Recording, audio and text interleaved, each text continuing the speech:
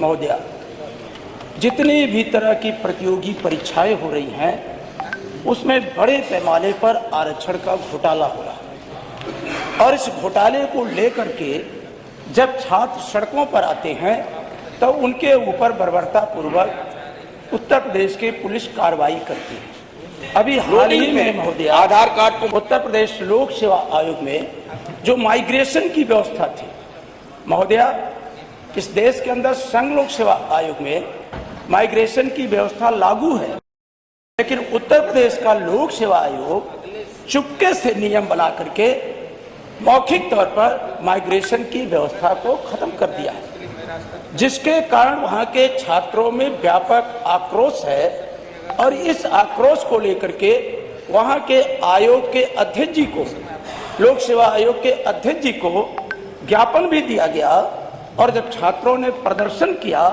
तो उनके साथ अमानवीय व्यवहार किया गया, उनके बाल खींचे गए, उनको जबरदस्ती पुलिस ने गाड़ियों में ठूस करके उन्हें वहां से भगाने का काम किया है। महोदया, 2012 में हमारी उत्तर प्रदेश के अंदर सरकार थी। उत्तर प्रदेश के अंदर उत्तर प्रदेश का लोक सेवा आयोग निष्पक्ष भर्तियां कर रहा था। उस भर्ती पर भारतीय जनता पार्टी ने अपने कुछ सदस्यों को खड़ा करके आरोप लगाया और आरोप इस कदर लगाया महोदया कि पूरे प्रदेश में एक नैरेटिव सेट किया कि भर्तियों में व्यापक अनियमितता है और यहां तक कहा कि 86 में 56 यादव जाति के लोग एसडीएम बना दिए गए। महोदया, मैं आपके समझ बड़ी गंभीरता के साथ संसदीय कार्य मंत्री हाउस के अंदर इस बात को रखने का काम कर रहा हूं। हमें उम्मीद थी इसको लेकर के इतना प्रोपेगेंडा उत्तर प्रदेश के अंदर खड़ा किया गया। ये भारतीय जनता पार्टी जो पिछड़ों से, जो पिछड़ी जातियां थी, उनके अंदर अविश्वास पैदा करके पॉलिटिकल लाभ लेने के लिए उस लोक सेवा आयोग को कहीं यादव आयोग, कहीं कुछ आयोग करके बदनाम किया। 2017 में जब इनकी सरकार उत्तर प्रदेश के अंदर आई महोदया, इसी हाउस के अंदर कहा गया कि लोक सेवा आयोग की सीबीआई जांच होगी और जो भी दोषी पाया जाएगा उसको कटघरे में खड़ा किया जाएगा और जो गलत तौर पे चयनित हुए हैं उनके खिलाफ विधिक कार्रवाई की जाएगी। महोदय, आज किस सन में हम खड़े हैं? आज सीबीआई जांच किस निष्कर्ष पर पहुंची है? और इस हाउस के अंदर मैं जिम्मेदारी के साथ कहता हूं कि इस तरह से गलत बयानबाजी और सारे विज्ञापन जो महोदय उस समय के थे, मेरे पास लिस्ट है और हमारे तत्कालीन नेता विरोधी दल माननीय अखिलेश यादव जी ने इसी हाउस के अंदर माननीय अध्यक्ष महोदय को टेबल किया था और टेबल करते हुए कहा था कि आप इसकी जांच करा लें। अगर ये सच पाया गया तो महोदय मैं इस सदन से इस्तीफा देने के लिए तैयार हूं। ये तो माननीय नोटिस का पार्ट है और न उसका ये है नोटिस का पार्ट है महोदय। आप विषय पे बोलिए। जातियों का ये नोटिस का पार्ट नहीं है और भाषण हो रहा है। मैंने ये ग्राह्यता पर क्या मतलब ये नहीं होता है, ये ग्राह्यता का ये मतलब ही नहीं है। विषय पर बोलिए। हमारे नेता विरोधी दल भी बैठे हैं महोदय। महोदय, मैं आपको बताना चाहता हूँ, आखिर इतनी पीड़ा क्यों? 156 में ग्राह्यता होती थी, तब अध्यक्ष जी उसके अनुसार अगर महत्वपूर्ण है तो चर्चा की बात करते। अब चर्चा तो होती नहीं 56 के बाद, तो इसी बहाने ग्राह्यता के बहाने पूरी बात अपनी रखी जाती है और सरकार उसी पे जवाब देकर छुट्टी ले लेती है। चर्चा से आप भागते हैं। अगर चर्चा मान ली जाए 2 घंटे की, इसी पर 2 घंटे की चर्चा हो जाए तो सही आ जाए, लेकिन ये आप मानेंगे नहीं चर्चा। इतिहास बता रहे हैं, इतिहास कौन पूछ रहे हैं? इतिहास कौन पूछ रहे हैं? नहीं तो आप तो बहुत बता रहे हैं। अरे बहुत जवाब किसी बात नहीं कह रहा तो कह रहे हैं का जवाब राष्ट्रगान नहीं बनाए। सत्यवाय सिवाय अभी तक 5 मिनट हो गए, एक बात कायदे की नहीं बोल रहे हैं जो नोटिस की है। महोदया, मैं इस सदन में किसी सरकार से अनुग्रह या कृपा मांगने नहीं आया हूं। अगर इन्हें गलतफहमी हो कि मैं इनसे कृपा मांगने आया हूं, मैं भारत का संविधान, आप आरक्षण की जिसको बाबा साहब भीमराव अंबेडकर ने उसी पे बोलिए, जो हमें व्यवस्था दिया है महोदया, उसके तहत मैं बोल रहा हूं।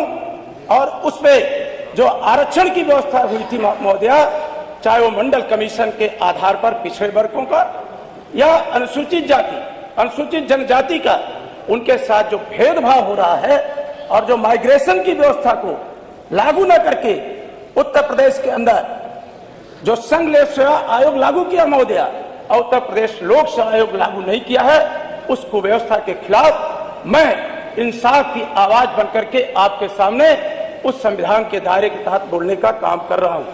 महोदया, अभी जो इनके तीन विभाग जो लाए हैं, अभी आयुर्वेद निदेशालय उत्तर प्रदेश ने महोदया विभाग संख्या 79/05 चिकित्सा अधिकारी आयुर्वेद रिक्तियों की संख्या अनारक्षित 122, अनुसूचित जाति 15, अनुसूचित जनजाति 0, अन्य पिछड़ा वर्ग 15, ईडब्ल्यूएस 16।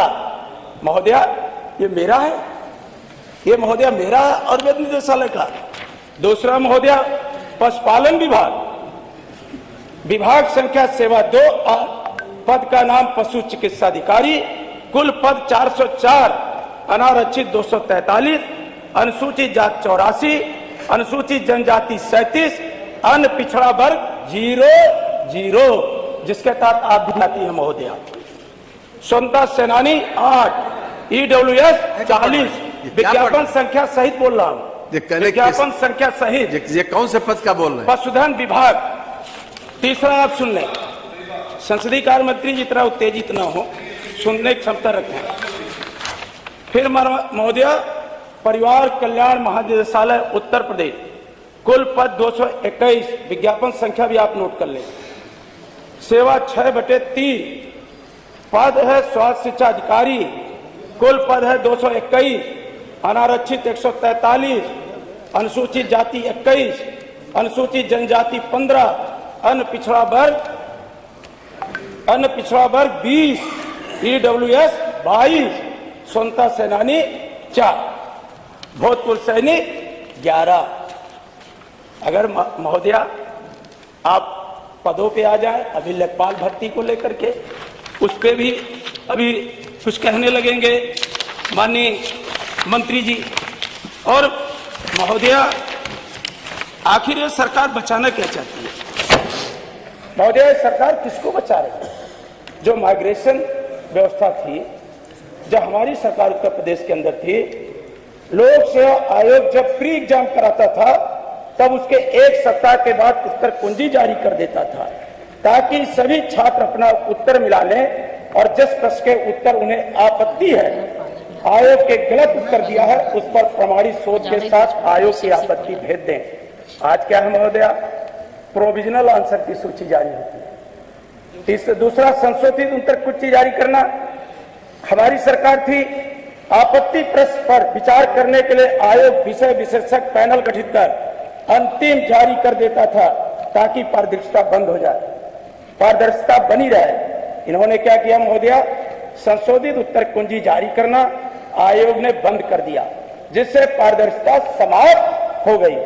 तीसरा महोदया, मार्कशीट और वर्गवार कटाफ अंक जारी करना। लगभग 1 महीने के बाद आयोग जब प्री एग्जाम का परिणाम घोषित करता था, तब उसके साथ प्रत्येक अभ्यर्थी को मार्कशीट और वर्गवार कटाफ अंक जारी कर देता था, ताकि पारदर्शिता बनी रहे और जो अभ्यर्थी फेल हो गए हों, देख लें कि उनकी कमी और सुधार आगे की परीक्षा में लग जाए। आयोग ने बंद कर दिया है।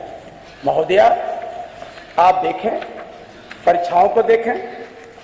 2019 में बीएड में जनरल की जो मेरिट है वो 137 है, ईडब्ल्यूएस की 152 है, ओबीसी की 165 है।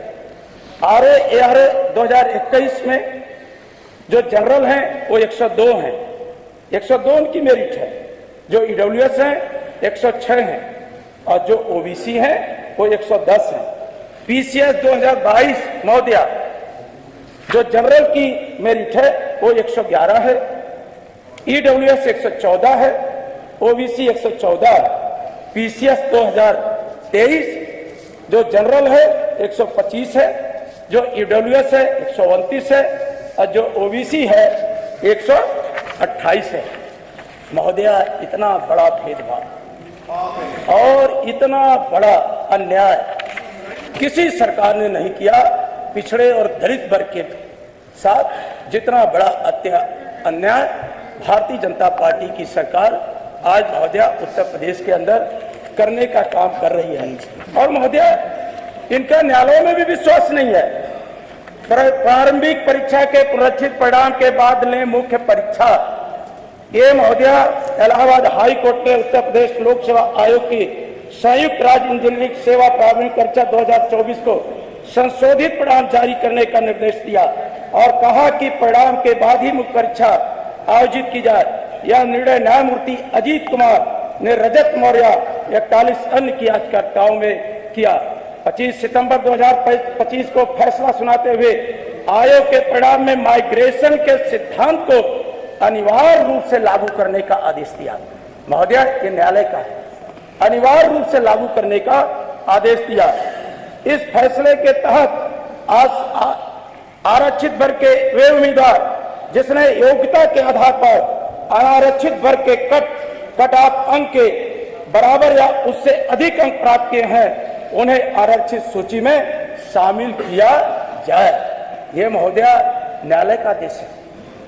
इस तरह का महोदया लूट होगी, बताइए प्रतियोगी छात्रों में कितनी निराशा है। और यही बार बार हम लोग कहते हैं, जब हमारी पार्टी इस बात को उठाती है तो हमारे समाज के कुछ नेताओं को अपने पार्टी में हायर किए, वो कभी भी पिछड़ों के आरक्षण की बात नहीं करते महोदया, सरकारी नौकरियां स्थायी हो इसकी बात नहीं करते, बाबा साहब ने जो व्यवस्था दिया उसके तहत बात नहीं करते। महोदया, आज आउटसोर्सिंग व्यवस्था ला करके पूरे उत्तर प्रदेश के अंदर, मैं सच के साथ बोलता हूं महोदया, चाहे पंचायती राज विभाग हो, स्वास्थ्य विभाग हो, नगर विकास हो, सारे विभागों में लाखों लाख से ऊपर आउटसोर्सिंग कर्मचारी रखे जा रहे हैं। आखिर ये आरक्षण को शिथिल नहीं कर रहे हैं तो क्या कर रहे हैं? और बाबा साहब डॉक्टर भीमराव अंबेडकर ने संविधान सभा के अंदर कहा था महोदया कि भारत का संविधान अच्छा है, लेकिन ये सरकार की नीयत पर निर्भर करता है। अगर सरकार की नीयत अच्छी होगी तो इसके कुछ प्रावधान भी अगर कहीं जटिलता पैदा करेंगे और नीयत अच्छी होगी तो भी संविधान बेहतर काम कर सकता है। लेकिन महोदया, आज सरकार की नीयत में ही खोट है। उस शिक्षा आयोग महोदया, ये सारे आयोगों को मत करके उस शिक्षा आयोग लाए महोदया, और प्रोफेसर कीर्ति पांडे आयोग की चेयरमैन बनाई गई गोरखपुर की, उनके कार्यकाल में कोई विज्ञापन नहीं। और महोदया, उनसे इस्तीफा ले लिया गया स्वास्थ्य कारणों से, क्योंकि मुख्यमंत्री जी को बनाना था एक उत्तर प्रदेश के डीजीपी रहे प्रशांत सिंह को, इसलिए कैबिनेट बुला करके संशोधन किया गया। जो फेक एनकाउंटर में माहिर है, आज उन्हें शिक्षा चयन आयोग की जिम्मेदारी दी गई है। आखिर वो पिछड़े दलितों के साथ कहां से न्याय हो पाएगा महोदया? एक गंभीर संकट आकर के आज सामने खड़ा हो गया महोदया। मैं आपसे विनती प्रार्थना करता महोदया, और महोदया मैं इसके बारे में कहना चाहता हूं, यूपीएससी ने माइग्रेशन रोकने का आदेश जारी किया था, लेकिन इसे कभी आधिकारिक रूप से बताया नहीं गया। बच्चों को ना ही पब्लिक डोमेन में रखा गया। आयोग ने मनमानी तरीके से माइग्रेशन रोका और ना ही किसी को जानकारी दी। जब यूपीएससी असिस्टेंट इंजीनियर का केस इलाहाबाद हाई कोर्ट में 2025 में हुआ, तब ये सारी चीजें सामने आई। हाई कोर्ट की कॉपी में एक लेटर लगा जिसमें पता चला कि 2019 में बैठक करके माइग्रेशन रोका गया। माइग्रेशन रोकने और नियम बदलने का काम आयोग का है, ना कि काम विधायक और आयोग का ही है।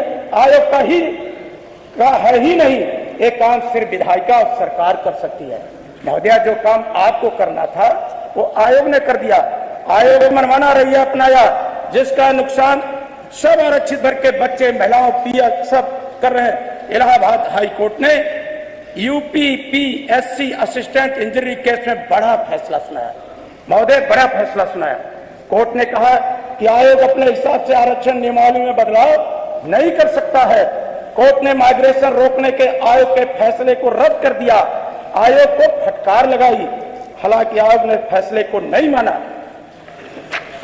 महोदया, अगर एक एक करके मैं विषयों को महोदया मैं संक्षिप्त कर दूंगा। नहीं, हो गया, टाइम पूरा हो गया। वो तकलीफ आप सबको है, मुझे पता है, इसलिए महोदया मैं ज्यादा उस पर बोलूंगा ही नहीं, आप बोल चुके क्योंकि हैं, बहुत समाप्त तकलीफ करिए। आप लोगों को है महोदया, क्योंकि आप खंड शिक्षा अधिकारी प्रारंभिक परीक्षा 2000 कट आउट निम्नवत है।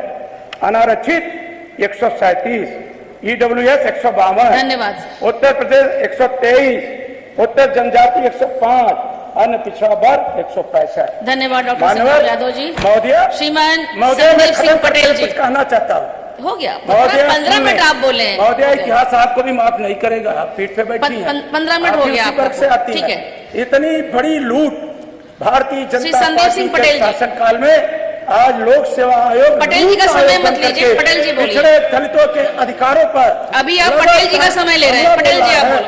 महोदया, आप मैं शुरू करो ना आपका आप। संरक्षण चाहता हूँ कि तत्काल जो संघ लोक सेवा आयोग में व्यवस्था लागू है, वही व्यवस्था उत्तर प्रदेश लोक सेवा आयोग में लागू की जाए, वही व्यवस्था उत्तर प्रदेश के शिक्षा धन्यवाद, सेवा धन्यवाद, आयोग में लागू किया धन्यवाद। जाए।